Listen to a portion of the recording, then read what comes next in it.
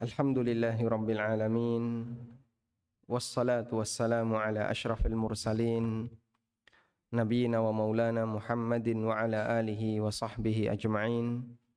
Wa ashhadu an la ilaha illallah wahdahu la syarika lah. Wa ashhadu anna Muhammadan abduhu wa rasuluh sallallahu alaihi wa ala alihi wa sahbihi wa man tabi'ahum bi ihsanin ila yaumiddin. Alhamdulillah, puji syukur kita haturkan kehadirat Allah Subhanahu wa taala.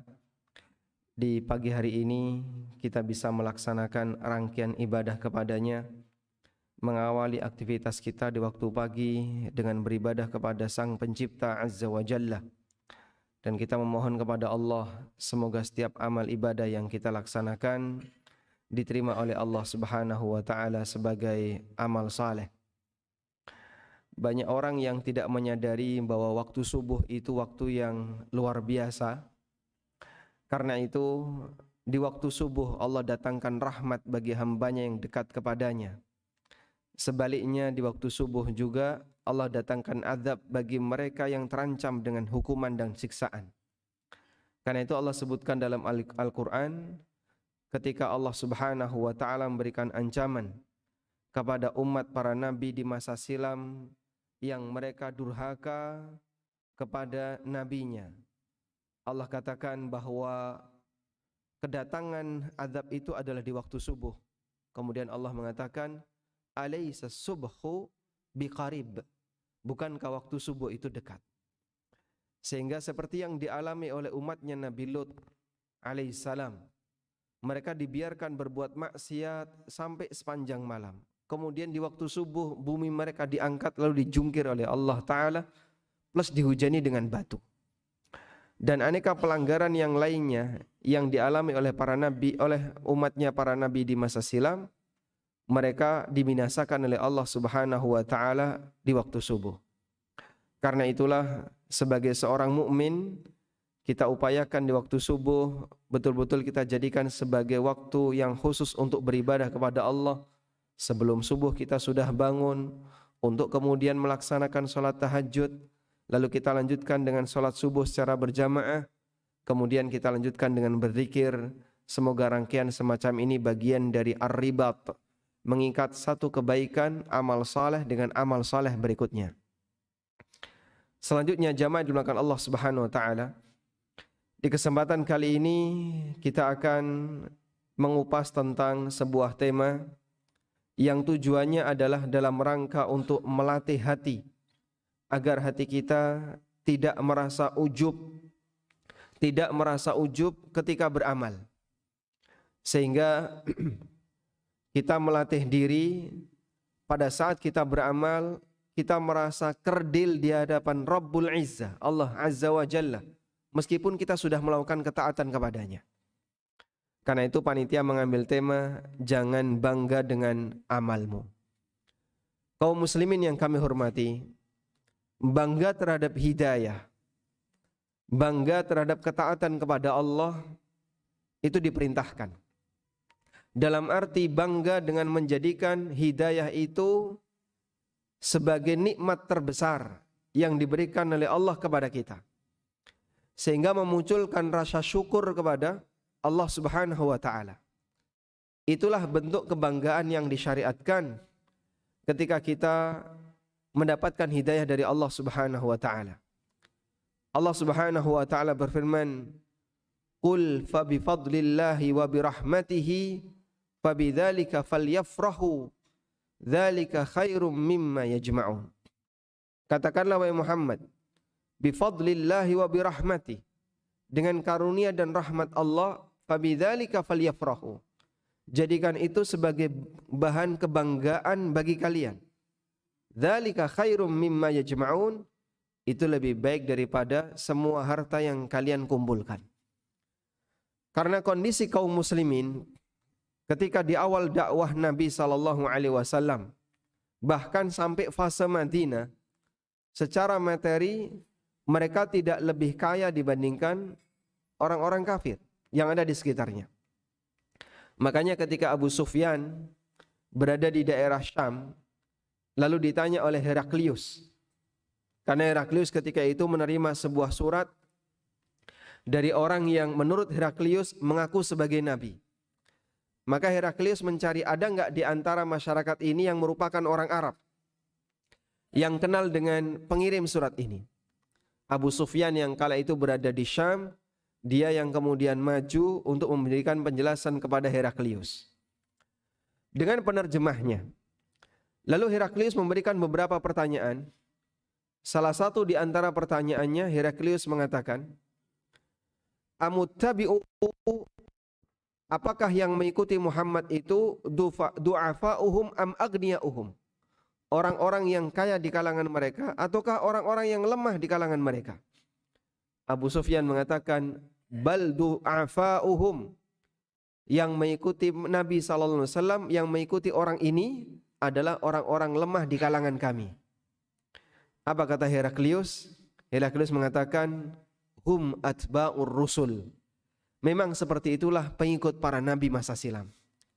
Dia membaca Taurat, dia membaca Injil, dan dia tahu bagaimana kisah yang disampaikan oleh Allah berkaitan dengan nabi-nabi masa silam.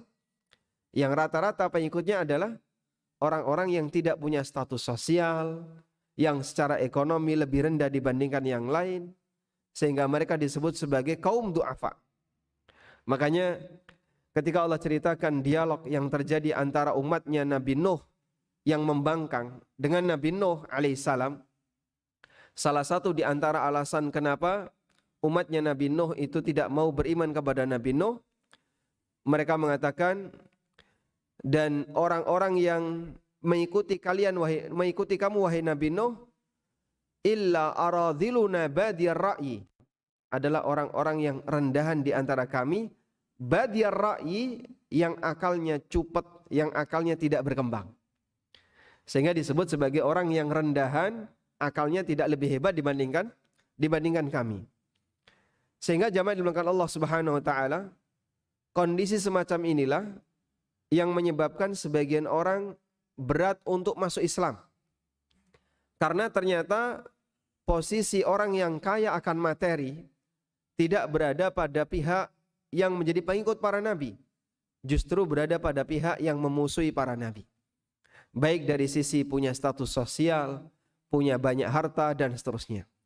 Ada salah satu di antara gembong musyrikin yang dia menjadi puncak dalam masalah pemikiran orang musyrik. Dan orang ini ngomong apapun itu diaminkan oleh orang musyrik. Siapa dia, Pak? Siapa namanya? Al-Walid bin Mughirah.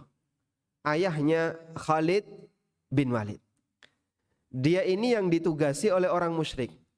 Coba kau pikirkan, apa kira-kira kalimat yang cocok untuk Al-Quran sehingga kita bisa memberikan kritikan dan menyudutkan Al-Quran. Maka dia berpikir. Dan dia ditunggu oleh orang musyrikin yang lain. Coba komentar Walid terhadap Al-Quran apa? Kalau dia berkomentar A, kita ikuti A. Karena banyak sekali komentar-komentar masyarakat terhadap Al-Quran, tapi dibantah oleh Al-Quran. Maka kita akan tunggu apa komentar Al-Walid terhadap Al-Quran. Biasanya dia akan menyampaikan sebuah kalimat yang paling cocok untuk Al-Quran. Allah Subhanahu wa taala ceritakan ini dalam Al-Quran. Dzarni wa man khalaqtu wahida wa ja'altu lahu malam mamduda wa mahattu lahu tamhida thumma yatma'u an azid kalla sa'urhiquhu sa'uda innahu fakkara wa qaddar faqutila kaifa qaddar thumma qutila kaifa qaddar. Dzarni wa man khalaqtu wahida. Biarkan aku dengan orang yang aku ciptakan sendirian. Siapa itu? Khalid bin Walid. Siapa itu? Al-Walid bin Mughirah.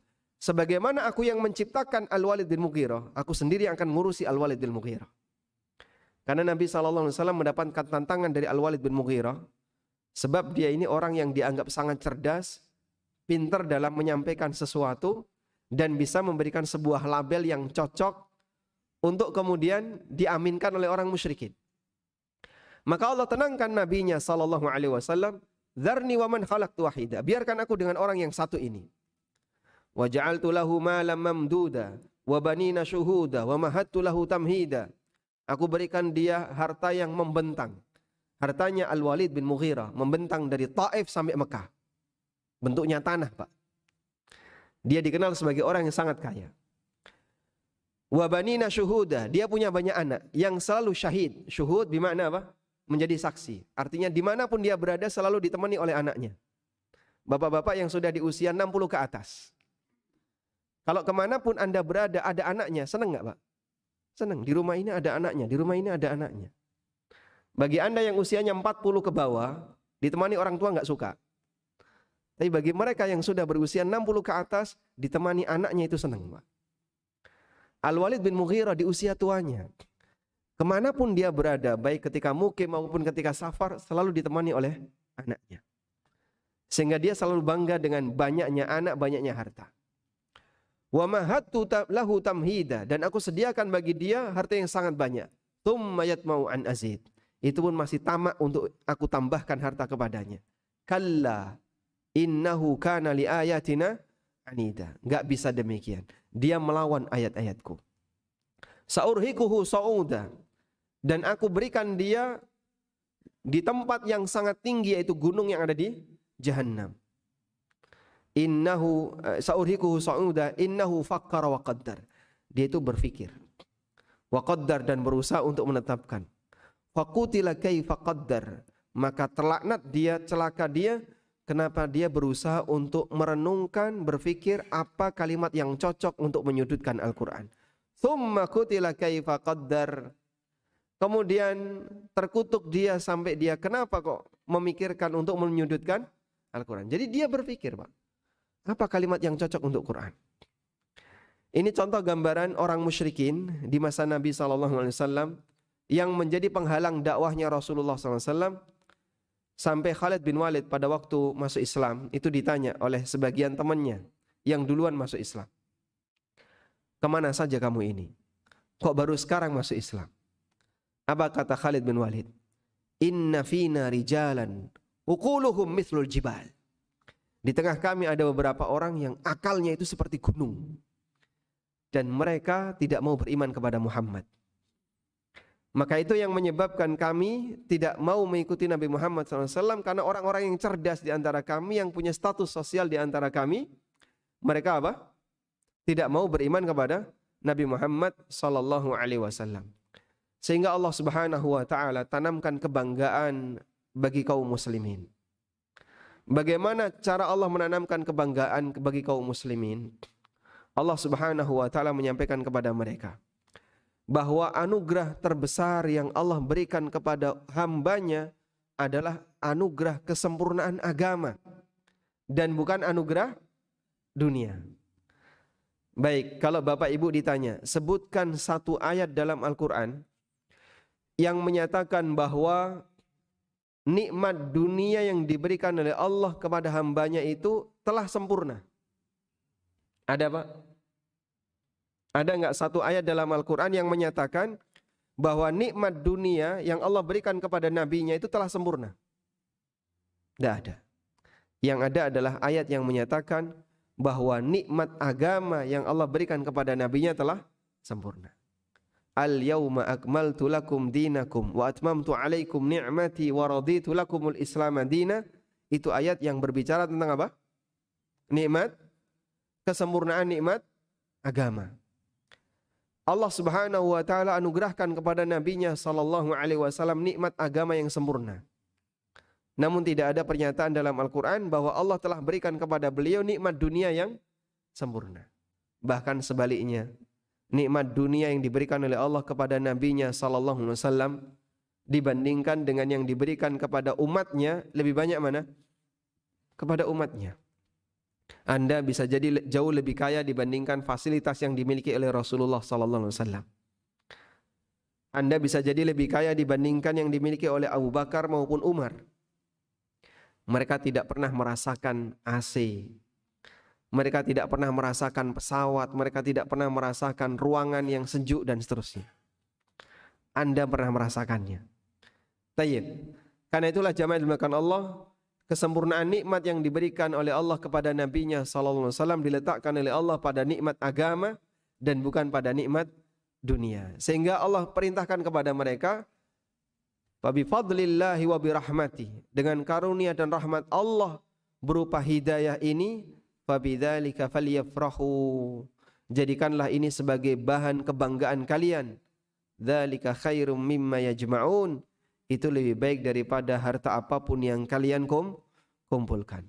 Agar orang itu tidak merasa iri dengan keberadaan harta yang dimiliki oleh non-muslim yang mereka bisa jadi jauh lebih kaya dibandingkan kaum muslimin. Baik. Lalu kenapa kita tidak boleh bangga terhadap ibadah? Jadi bedakan dua hal ini ya. Bangga terhadap hidayah yang diberikan oleh Allah, bentuknya adalah merasa bahwasanya itu anugerah terbesar dari Allah. Sehingga membuat kita semakin bersyukur kepada Allah dan merasa bahwasanya ini adalah anugerah tertinggi dari Allah. Maka kita akan menyikapi itu dengan memberikan penghargaan yang besar dan tidak kita remehkan. Sementara yang dimaksud dengan bangga terhadap ibadah adalah dia merasa bahwa ibadah ini sesuatu yang besar dari dia untuk Allah. Padahal Allah Subhanahu wa taala sebenarnya tidak butuh terhadap apa? Ibadah yang dia lakukan. Dalam sebuah hadis qudsi, Allah Subhanahu wa taala berfirman, "Ya ibadi, law anna awwalakum wa akhirakum wa insakum wa jinnakum kanu ala atqa qalbi rajulin wahidin minkum." Wahai para hambaku, andaikan makhluk pertama sampai yang terakhir, jin maupun manusia, mereka dalam keadaan memiliki hati yang paling bertakwa di antara kalian. Andaikan kita semuanya itu seperti Nabi Muhammad sallallahu alaihi wasallam, takwanya berada pada posisi seperti Nabi Muhammad SAW, ketaatannya juga seperti beliau. Apa kata Allah? "Ma zada dzalika fi mulki syai'a." Sepeser pun itu tidak menambah kerajaanku sama sekali. Allah tidak menjadi lebih kaya, lebih berkuasa gara-gara kita beribadah kepadanya. Ya ibadi law anna awwalakum wa akhirakum wa insakum wa jinnakum kanu ala afjari qalbi rajulin wahidin minkum. Wahai para hambaku, andaikan makhluk pertama sampai yang terakhir, jin dan manusia, mereka dalam keadaan memiliki hati yang paling jahat di antara kalian. Andaikan semuanya hatinya itu seperti iblis semuanya, sehingga isinya hanya pembangkangan, hidup di dunia ini penuh dengan maksiat. Kata Allah Subhanahu wa taala, "Ma naqasa dzalika fi mulki syai'a." Sepeser pun itu tidak mengurangi kerajaanku. Sehingga kekayaan Allah tidak berkurang gara-gara hamba itu durhaka kepadanya. Maka kita tidak boleh berpikir bahwa pada saat kita taat Allah mendapatkan manfaat, dan ketika kita maksiat Allah dapat madarat, sepeser pun tidak. Ya ibadi innakum lam tablughu durri fala tadurruni. Wahai hambaku, kalian tidak akan mungkin mampu untuk memberikan madarat kepadaku, sehingga kalian tidak akan bisa memberikan madarat kepadaku. Makanya jamaah yang dimuliakan Allah, saat kita berbuat taat, hakikat yang kita lakukan adalah manfaatnya kembali ke siapa, Pak? Ke diri kita sendiri. Anda mengikuti syariat, mengikuti aturan yang diturunkan oleh Allah berupa syariat. Hakikat manfaatnya kembali kepada siapa? Diri kita sendiri. Sebaliknya ketika kita berbuat maksiat, maka madarat dari maksiat itu kembali kepada diri kita sendiri. Allah Subhanahu wa taala tidak butuh hambanya. Karena itu jamaah yang dimuliakan Allah, apabila seorang hamba memiliki perasaan ujub terhadap amalnya, lalu dia merasa berjasa dengan amalnya pada kondisi amal apapun, Ini termasuk di antara perbuatan maksiat dan perbuatan dosa. Baik. Lalu apa yang dimaksud dengan ujub? Di sini saya bacakan keterangan yang disampaikan oleh Al-Qarrafi. Beliau menyebutkan, wa ammal ujubu fahuwa ru'yatul ibadah wasti'dhamuha minal abdi. Yang dimaksud dengan ujub adalah seorang hamba memandang ibadah yang dia lakukan, wasti'dhamuha, dan dia merasa ibadah itu sesuatu yang besar dari dia, kehebatan yang besar yang dia lakukan. Padahal seseorang ketika beramal, ketika melakukan sesuatu, seharusnya dia merasa amal dia, perbuatan dia itu sesuatu yang kecil, agar tidak membuat dia menjadi orang yang ujub, merasa berjasa. Dan bentuk tawadhu semacam ini tidak hanya berlaku dalam ajaran syariat kita, Pak, tapi menjadi hal yang umum. Makanya bisa kita lihat, Pak, dalam semua karya ilmiah pasti di bagian muqaddimah, di bagian pengantar ya, penulis itu akan menyampaikan, demikian hasil penelitian yang bisa kami ajukan, kami yakin masih banyak kekurangan dan kesalahan. Apabila ada bagian yang kurang lengkap dan bagi pembaca ingin memberikan kritik dan masukan, sangat kami terima. Rata-rata kan demikian ya. Tidak ada, Pak, kok kemudian ada orang yang nulis karya ilmiah, ini adalah karya terbesar sedunia, belum pernah ada sejak zaman sekarang. Dan orang kalau nggak baca maka dia akan rugi selamanya. Pernah ada, Pak, kayak gitu, Pak? Kalau ada orang yang membuat karya ilmiah lalu dia sombong dari awal, karya itu langsung tidak dipakai, Pak. Orang tidak mau baca. Karena sombong itu tidak justru menghiasi sebuah, sombong itu justru semakin buruk sebuah karya. Meskipun bisa jadi itu indah. Ada orang punya karya indah, tapi dia sombong di hadapan umum, ditinggal sama orang. Sehingga tawadhu itu memperindah sebuah karya. Itu dalam ukuran hubungan kita dengan sesama kita. Anda misalnya ya, menyuguhkan sebuah makanan kepada tamu. Kira-kira, Pak, meskipun makanan itu enak ya, Masya Allah, di sini ada tongseng, di sini sate, di sini plecing, yang di sini apa lagi? Makanan Bali dan aneka makanan-makanan yang enak ya. Anda suguhkan ke tamu. Ini Masya Allah, dia memuji masakan dia, memuji dirinya dan seterusnya. Kira-kira, Pak, tamunya mau nggak makan? Mungkin tamunya tidak akan mau makan. Kalau tuan rumah pada saat dia menyuguhkan diiringi dengan penuh kesombongan, justru itu akan semakin memperburuk suasana dan citra dari karya yang dia berikan.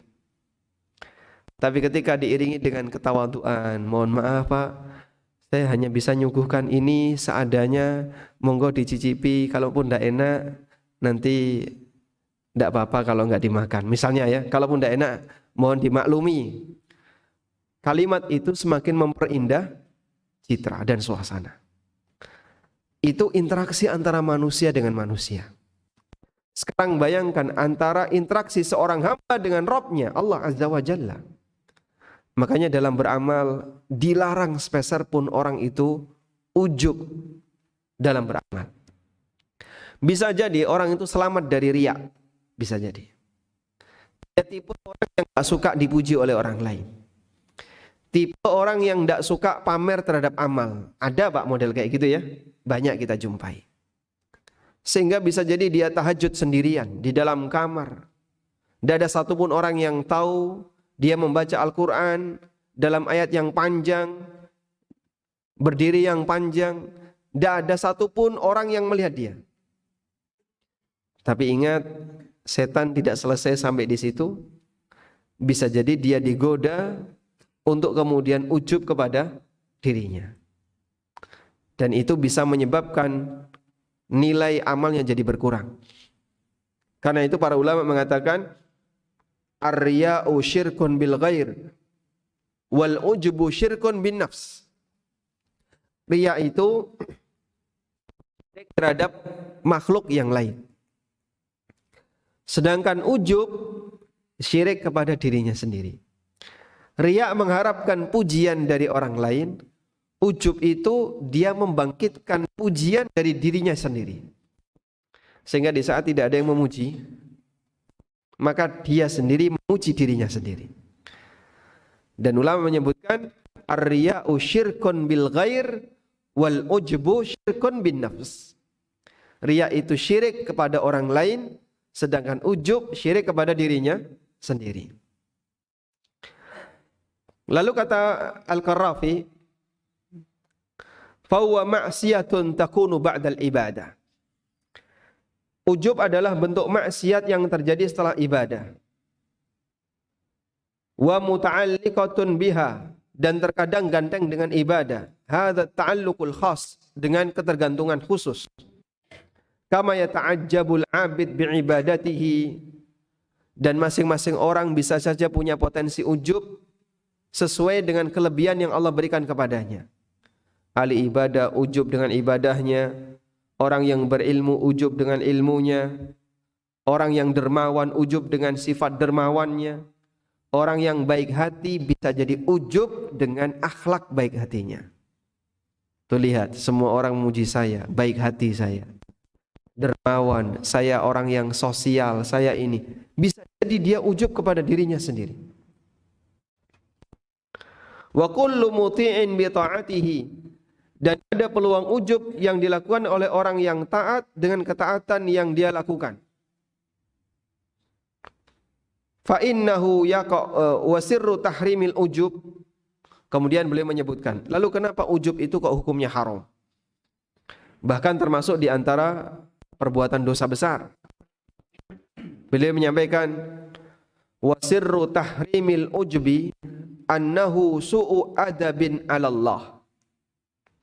Rahasia kenapa ujub itu haram, karena hakikat orang yang ujub itu melakukan su'ul adab, bertindak yang buruk, tidak beradab di hadapan Allah.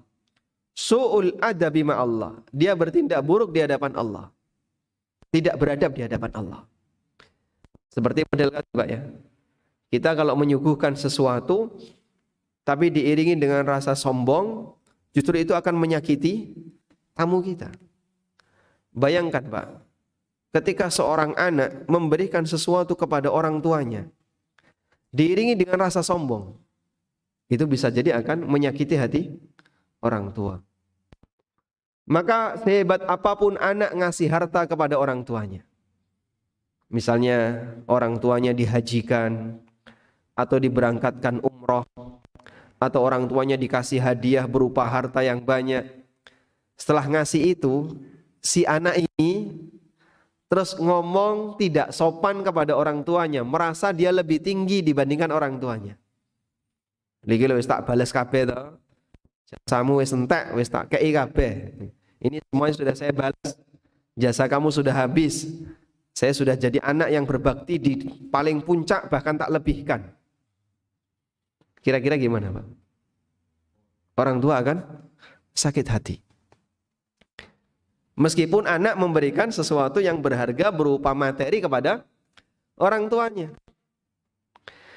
Sehingga orang akan menilai kamu bersikap gak sopan sama orang tuamu. Kalaupun kamu bisa memberikan sesuatu yang berharga kepada orang tuamu, bukan seperti itu caranya.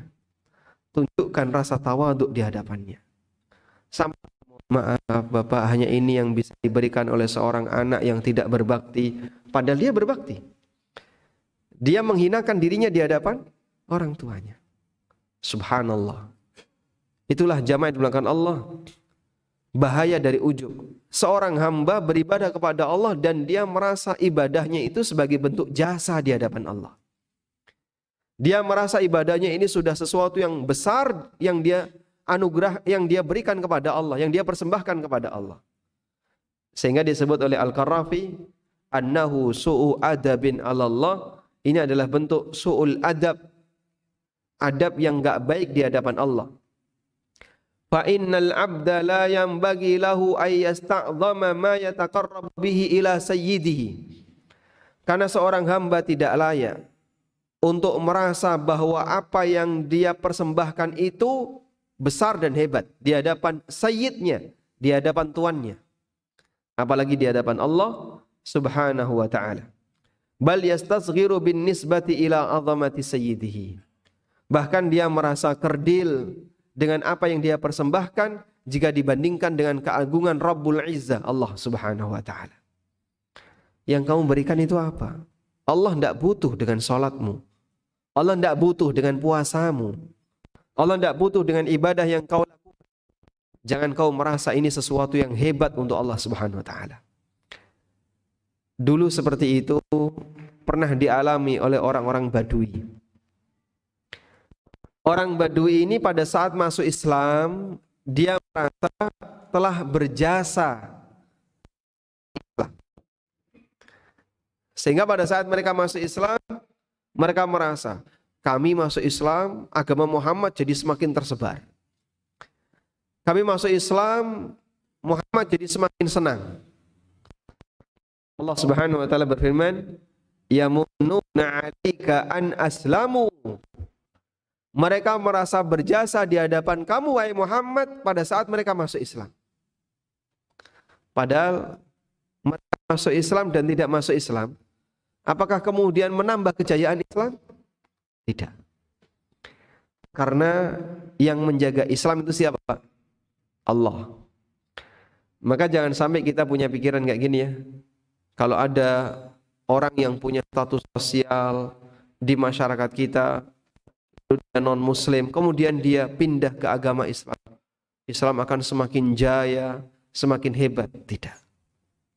Islam hebat bukan karena orang ini. Justru sebaliknya, dia yang butuh Islam, bukan Islam yang butuh dia. Kita yang butuh dakwah, bukan dakwah yang butuh kita. Sehingga yang perlu kita pikirkan adalah, apakah kita terlibat di dalamnya, ataukah kita justru berada di luar diam saja? Karena sebenarnya kita butuh pahala untuk bisa berdakwah, turut menyebarkan Islam.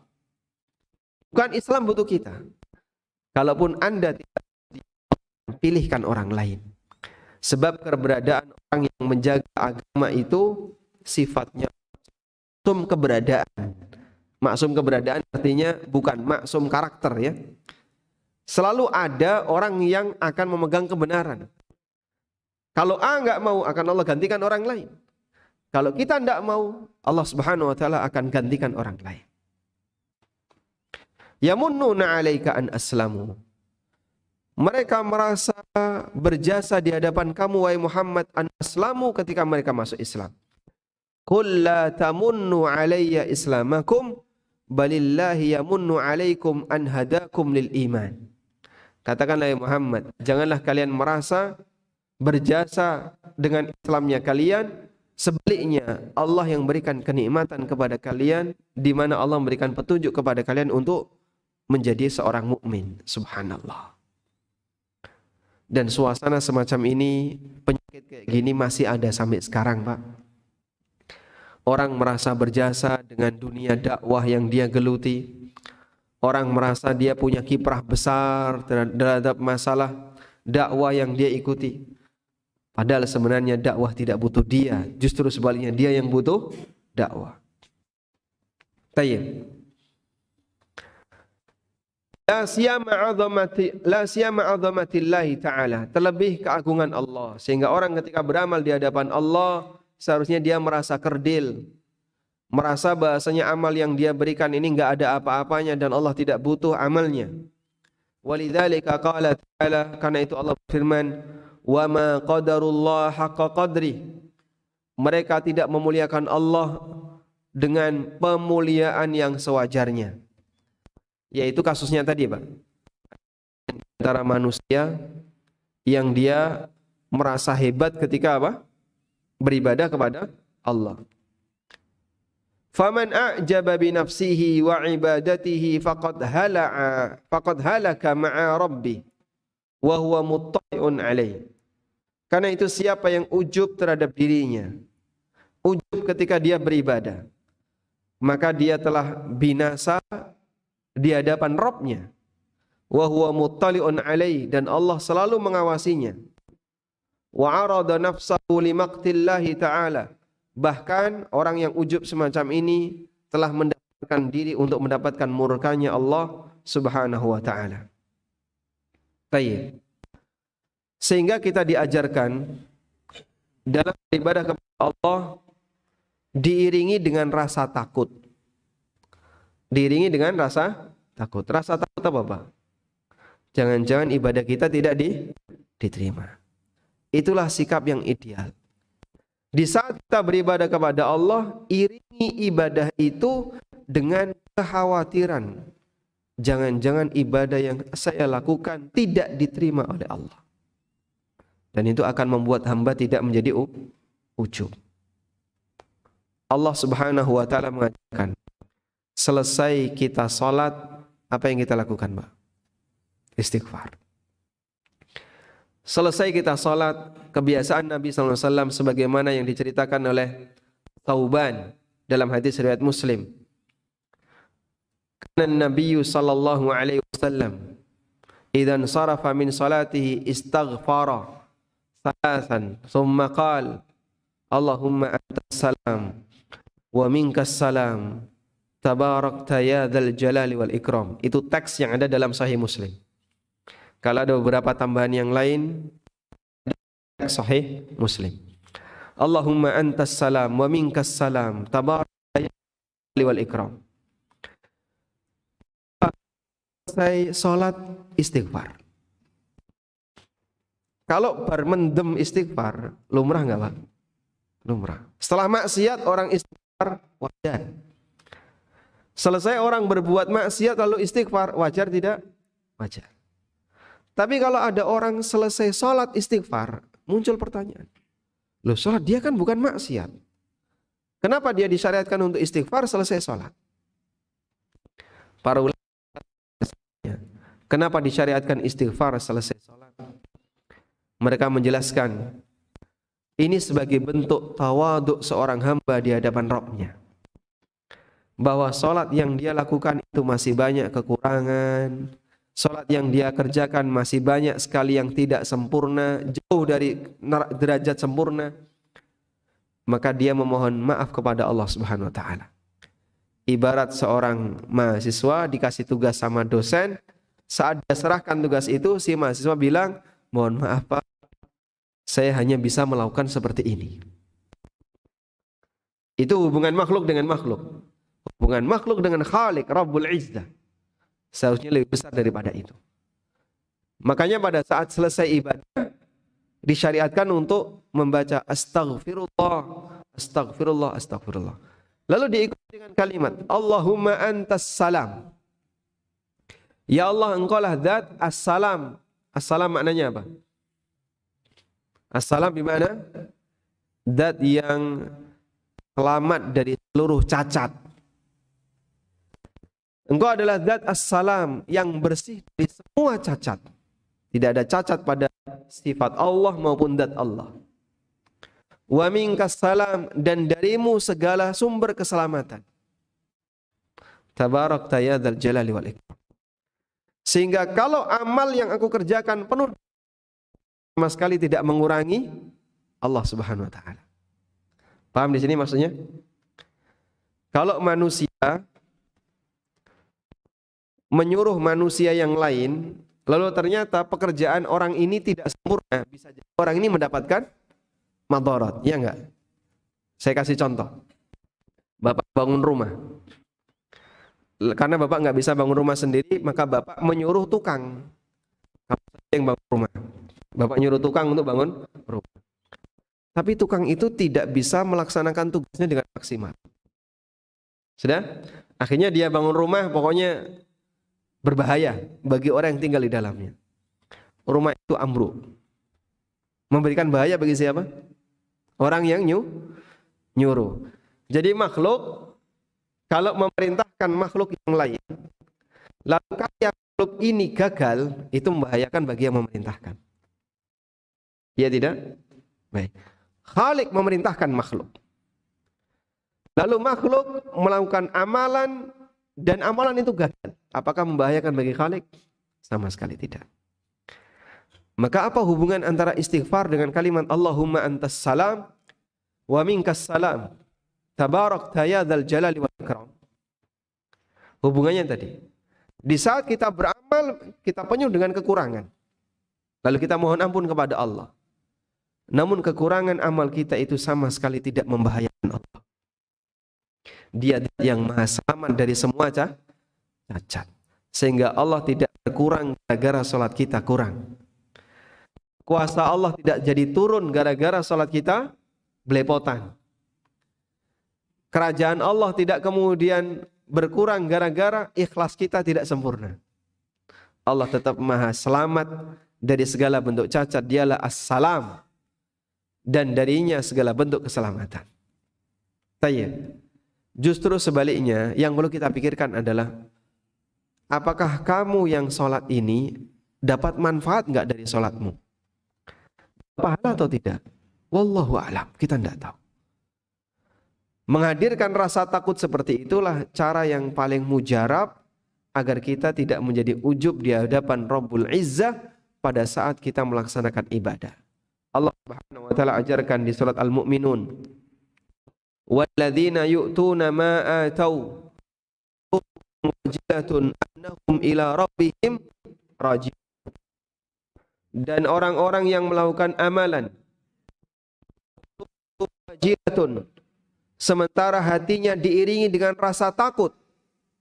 Beramal tapi hatinya penuh dengan ketakutan. Takut apa? Takut apa?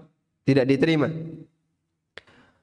Annahum ila rabbihim raji'un, dan dia yakin kalau mereka nanti akan kembali kepada Rabbnya dan dimintai pertanggungjawaban atas amalnya. Allah yang akan bertanya kepada kita, la yus'alu amma yaf'alu wa hum yus'alun. Allah tidak ditanya terhadap apa yang dia perbuat, tapi merekalah manusia inilah yang akan ditanya oleh Allah. Sehingga orang ini saat beramal tuh yakin, nanti ini akan saya pertanggungjawabkan di akhirat. Salatku akan aku pertanggungjawabkan di akhirat. Puasaku akan aku pertanggungjawabkan di akhirat. Dakwahku akan aku pertanggungjawabkan di akhirat. Karena keyakinan itu dia jadi takut. Kalau ini enggak sempurna, terus nanti saya mau lapor apa? Annahum ila rabbihim raji'un, dia yakin kalau nanti dia akan kembali kepada Rabbnya. Ketika turun ayat ini, Aisyah bertanya, ya Rasulullah, ahumul ladzina yusallun wa yasumun wa yashrabun al-khamra wa yaznun. Apakah yang dimaksud oleh ayat ini adalah orang yang mengerjakan sholat, puasa, habis itu dia berzina, habis itu dia minum khamr? Apa jawab Nabi SAW? La ya bintas Siddiq. Bukan itu wahai bintu Siddiq, wahai Aisyah. Namun yang terjadi pada ayat ini adalah humul ladzina yusallun wa yasumun wa yakhafuna alla yutaqabbala minhum. Mereka adalah orang yang salat, mereka puasa, mereka beribadah, tapi mereka takut jangan-jangan ibadahnya tidak diterima oleh Allah. Masya Allah. Membangun suasana seperti ini perlu latihan, Pak. Karena kita kalau enggak dapat pujian pada saat melakukan amalan dan ketaatan, rasanya enggak punya jatah. Makanya kalau enggak ada yang memuji diri sendiri, jiwa ini akan memuji dirinya sendiri di saat tidak ada orang lain yang memuji. Dan itulah bibit-bibit penyakit ujub, sehingga membuat dirinya merasa lebih unggul lain dan seterusnya. Wallahu ta'ala alam. Sampai jam berapa kita? Sudah selesai. Walhamdulillahi rabbil alamin. Demikian yang bisa kita sampaikan. Salat syuruk jam? Oh, pertanyaan. Masya Allah. Nah, baik, terima kasih Ustaz atas penyampaian kajiannya, semoga menambah keilmuan dan bisa menjelaskan. Berikutnya kita lanjutkan dengan sesi dialog. Ini sudah ada beberapa, mungkin langsung di sampaikan bersama. Masya Allah.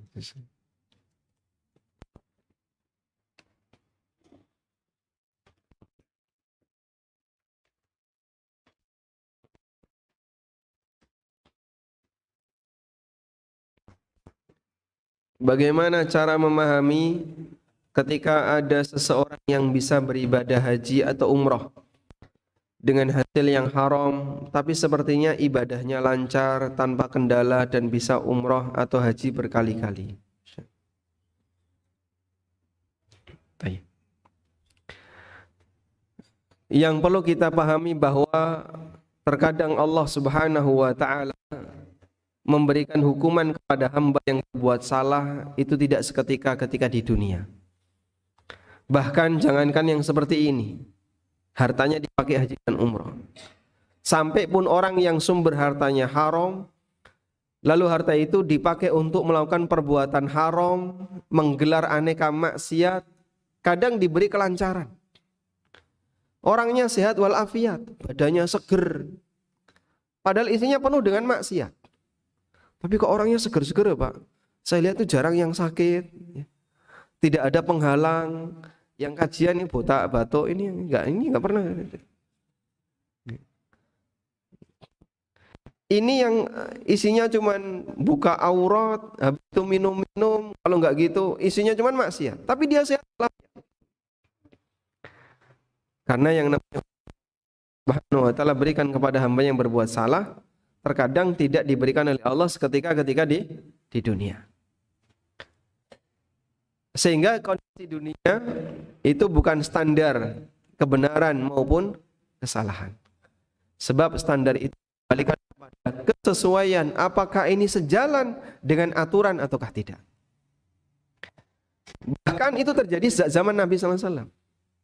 Banyak orang musyrikin kondisinya sehat walafiat, seger. Maka pada saat melawan kaum muslimin, mereka dalam kondisi seger.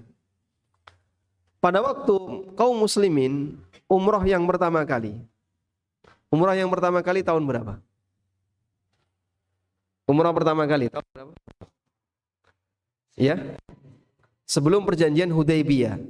1 tahun tepat sebelum perjanjian Hudaybiyah. Umrah pertama kali. Karena umrah yang pertama digagalkan ya. Kaum muslimin enggak boleh masuk. Dan itu terjadi tahun 6 Hijriah. Pasca perang Khandaq. Kaum muslimin enggak boleh. Lalu mereka disuruh pulang. Bolehnya tahun depan. Nah, tahun depan itu yang disebut dengan umrah qadha. Setahun setelah perjanjian Hudaybiyah. Pada saat para sahabat datang ke Mekah, sebagian ada yang sakit, demam. Lalu masyarakat Arab musyrikin, mereka itu duduk di sekitar Masjidil Haram sambil mengomentari para sahabat yang sedang tawaf. Tuh lihat, teman-temannya Muhammad datang ke sini bawa demam, datang ke sini bawa wabah, bawa penyakit. Akhirnya oleh Nabi sallallahu alaihi wasallam untuk menunjukkan bahwa kita ini seger dan sehat, 3 putaran tawaf yang pertama diminta apa? Rimal, lari. Sehingga saat tawaf itu sambil lari. 3 putaran yang pertama. Sehingga para ulama beda pendapat, apakah rimal ini syariat yang masih berlaku ataukah sudah mansukh, dihapus. Karena latar belakangnya tadi dilihat oleh masyarakat Quraisy, orang-orang musyrikinnya, ini Muhammad dan teman-temannya kesini bawa penyakit. Ditunjukkan kita itu seger, makanya bisa tawaf sambil lari. Untuk menunjukkan kalau tidak sedang sakit. Oleh karena itu kalau ada orang yang dia punya harta haram, kemudian bolak-balik umroh dan haji, kok lancar-lancar saja, nggak ada kendala, itu bukan bukti bahwa hartanya kemudian berubah jadi halal. Dan para ulama berbeda pendapat apakah haji dan umrohnya sah ataukah batal. Ada khilaf dalam masalah ini. Sebagian menilai batal dan sebagian menilai sah, meskipun bisa jadi nggak diterima karena dia datang dengan membawa harta yang haram. Wallahu a'lam.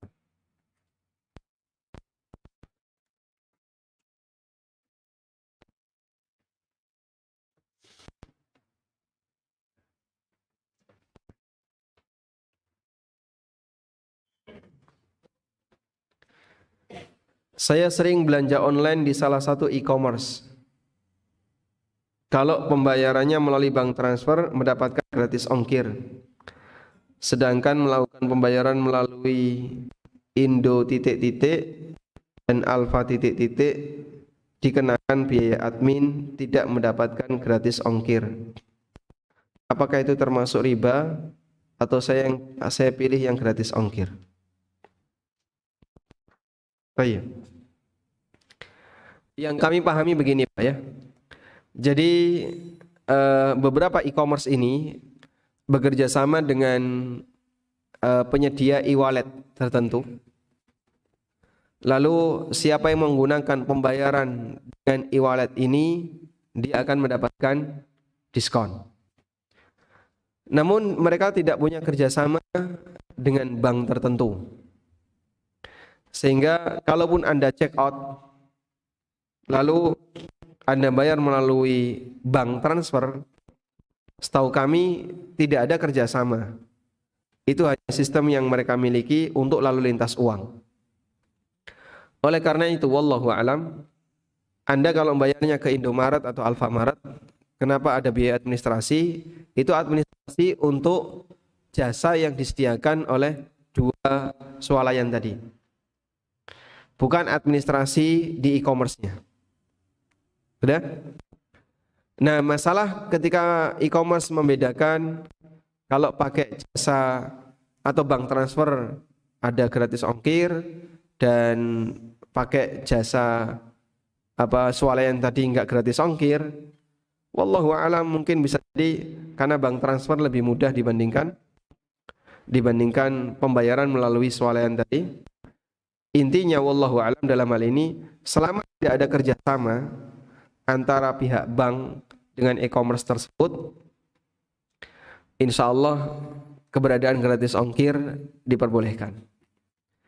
Beda dengan kasus e-wallet ya. Kalau e-wallet kan bawaan, sehingga misalnya Gojek dengan GoPay jadi satu kan. Kalau Grab dengan OVO, ini nyebut merek enggak apa-apa, free speech aja ya.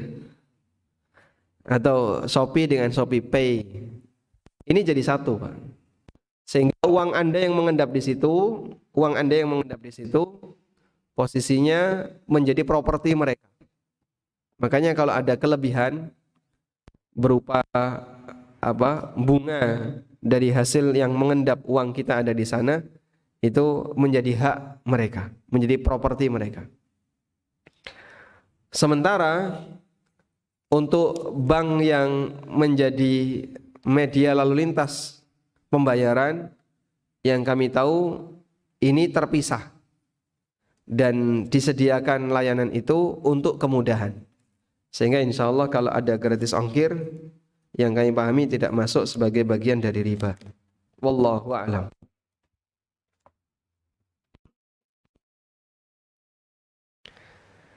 Apa hukumnya menjual waris hasil riba? Waris hasil riba. Hah?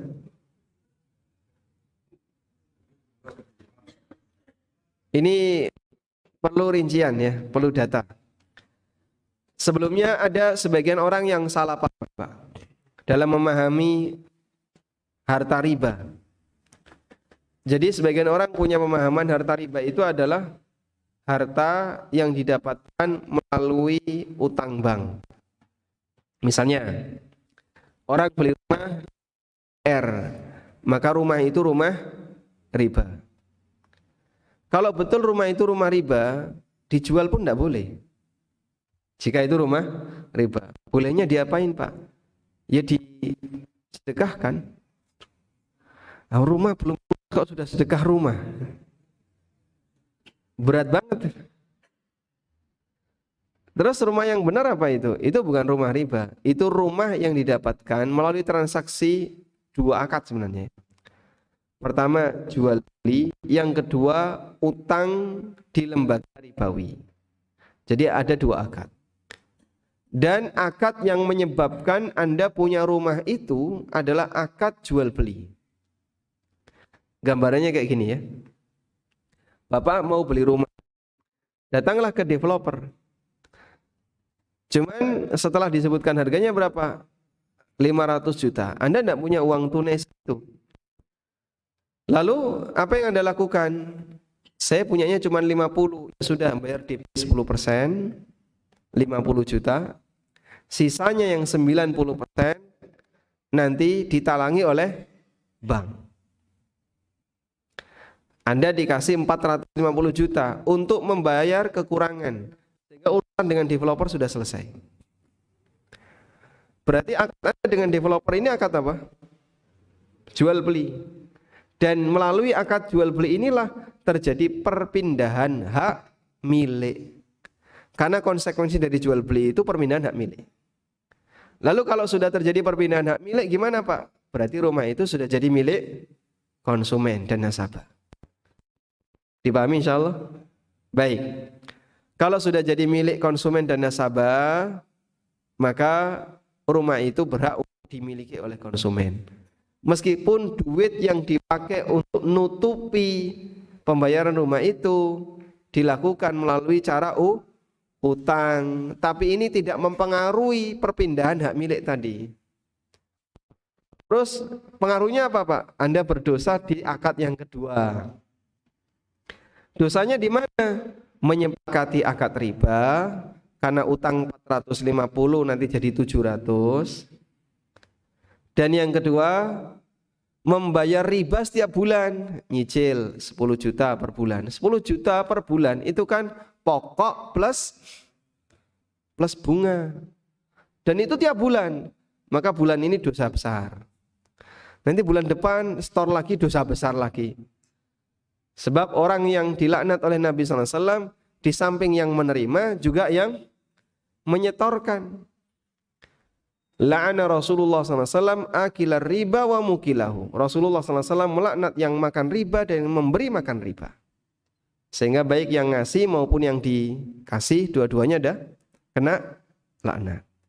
Terus solusinya gimana Pak? Perjuangkan agar Anda hanya bisa bayar pokoknya saja. Caranya gimana? Datangi bank. Terus sampaikan kepada mereka. Wahai bank, ittaqillah. Bertakwalah kepada Allah. Jangan lagi minta bunga, itu haram, dosa besar. Kamu tahu ancamannya? Ini saya bacakan ayatnya. Masya Allah. Ditantang perang oleh Allah dan Rasulnya. Loh kalau mereka terus sadar Pak, alhamdulillah. Ya, peluang sadarnya wallahu a'lam berapa persen?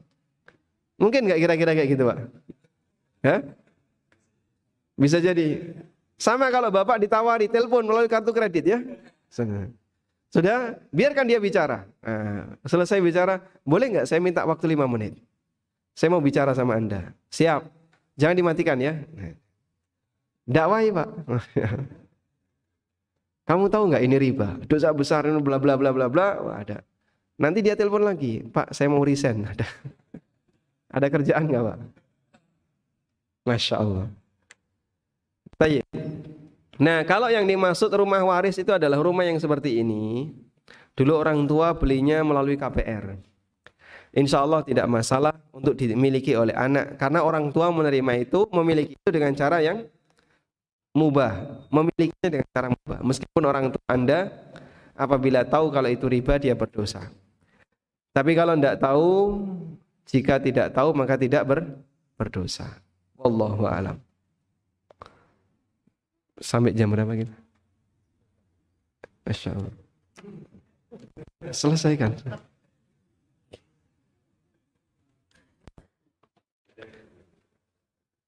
Assalamualaikum warahmatullahi wabarakatuh. Waalaikumsalam warahmatullahi wabarakatuh. Pekerjaan notaris kan juga termasuk dalam riba. Karena misalnya membantu dalam KPR di bank. Tapi tak semuanya juga riba. Nah, jadi kalau dilihat dalam hadis Jabir, saya bacakan hadis Jabir ya, hadisnya riwayat Muslim. Jabir bin Abdullah mengatakan, la'ana Rasulullah sallallahu alaihi wasallam akilar riba wa mukilahu wa katibahu wa syahidai wa qala hum sawa. Rasulullah sallallahu alaihi wasallam melaknat pemakan riba, pemberi makan riba, tukang catat transaksi riba, dan 2 saksinya. Kalau dalam transaksi ada bank, nasabah, developer, notaris, berempat kumpul satu meja. Berempat ini duduk di satu meja. Bank ribawi ini sebagai apa? Perannya sebagai apa? Hah? Sebagai pemakan riba. Dia yang menerima riba. Nasabah sebagai apa? Pemakan riba, yang ngasih riba. Sudah? Developer yang ikut duduk di situ menyaksikan, berarti dia sebagai saksi. Notarisnya sebagai pencatat transaksi dan sebagai saksi legal bahwa akad ini sah secara undang-undang. Sehingga dalam satu hadis tadi, notaris Pak pentuk 2 kali Pak. Sebagai tukang catat transaksi dan dia sebagai saksi atas akad ribawi. Yang menikmatinya yang menerima riba. Karena mereka saling bekerja sama.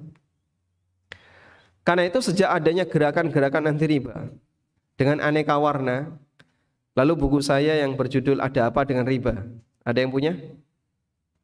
Hah? Punya? Belum? Buku saya Ada Apa Dengan Riba itu terbit tahun 2016. Dan awal terbit permintaannya banyak sekali. Lebih dari 15.000 eksemplar yang sudah disebarkan. Kalau yang dalam catatan saya cetaknya itu 15.000, kemudian tambah cetak-cetak berikutnya. Jadi mungkin ada sekitar 16.000 atau 17.000 eksemplar. Mengiringi gerakan-gerakan anti riba, itu sampai banyak sekali notaris yang hijrah. Terus mereka membuat grup namanya NTR, Notaris Tanpa Riba. Kan banyak sekali ya. Terus ada PTR, Pengusaha Tanpa Riba, ada MTR, Masyarakat Tanpa Riba, ada NTR tadi, Notaris Tanpa Riba, ada BTR, Banyumas Tanpa Riba. Itu lokal ya. WTR, Wanita Tanpa Riba. Kabeh itu. Masya Allah. Saking semaraknya ketika itu orang ingin tanpa riba. Dan pengaruh itu Masya Allah ya, banyak sekali orang yang hijrah dan mengenal batasan halal haram. Alhamdulillah, berawal dari situ banyak orang yang belajar ilmu agama. Dari situ banyak orang yang belajar ilmu agama. Baik, oleh karena itu kalau Anda di posisi seperti ini, berarti jadi notaris tidak dilarang, cuman harus bisa pilih klien. Sehingga kalau klien-klien bermasalah ya jangan dilayani. Wallahu a'lam. Cukup. Ya. Oh, boleh. Saya pernah berutang di bank syariah untuk beli rumah. Kemudian setelah sadar hal tersebut salah, saya berusaha untuk melunasinya. Alhamdulillah sudah lunas 1 tahun setelahnya. Namun hingga sekarang rasanya masih terbayang-bayang, rasa tidak nyaman. Karena rumah tersebut dibeli dengan cara riba. Bagaimana baiknya? Apakah saya harus jual atau membeli lagi dengan cara yang benar, atau harus sholat taubat? Bagaimana kalau Anda sedekahkan rumah itu? Berat ya, Masya. Buku ini. Nah. Baik, insya Allah rumah itu menjadi rumah yang halal, boleh Anda tempati dan silahkan dihuni. Selanjutnya tanggung jawab Anda adalah bertobat kepada Allah, mohon ampun karena pernah melakukan transaksi bermasalah, transaksi yang dilarang. Semoga Allah Subhanahu wa taala mengampuni. Baik, pertanyaan yang pertama. Sebutkan nama gembong musyrikin yang mikir untuk menyudutkan Quran tadi. Walid bin Mughirah dari ayahnya Khalid bin Walid. Dari suku apa beliau? Bani Makhzum. Barakallahu fikum. Al-Walid bin Mughirah Itu dari Bani Makhzum, sama seperti Abu Jahal. Baik. Ini buku judulnya Fikih Bermadhab, pengantar memahami cara beragama. Memahami cara beragama, bukan memahami agama. Kalau memahami agama ya buku fikih itu banyak sekali. Jadi bagaimana sih cara beragama yang ideal? Kita perlu mengenal dalil, kita perlu mengenal ulama, kita perlu mengenal bagaimana cara mengikuti ulama dengan benar. Bagaimana cara minta fatwa, bagaimana memahami adanya madhab, bagaimana menghadapi ketika terjadi ikhtilaf, perbedaan pendapat. Itu kita bermadzhab. Sudah? Tertarik untuk memiliki? Dimiliki tapi dibaca ya. Pertanyaannya, siapa nama ketua takmir? Mana ketua takmir? Oh, namanya siapa? Badrut Tamam. Nama masjidnya apa ini? Masjid Sadar. Kok dikasih nama Sadar kenapa? Biar sadar. Gitu. Masya Allah. Baik, kita hadiahkan untuk ketua takmir ya. Alhamdulillah. Jazakallah, barakallah. Alhamdulillah, barakallah. Baik. Masjid Sadr, ya, Sadr itu artinya dada ya. Tapi pakai bahasa Indonesia ini, Masjid Sadar.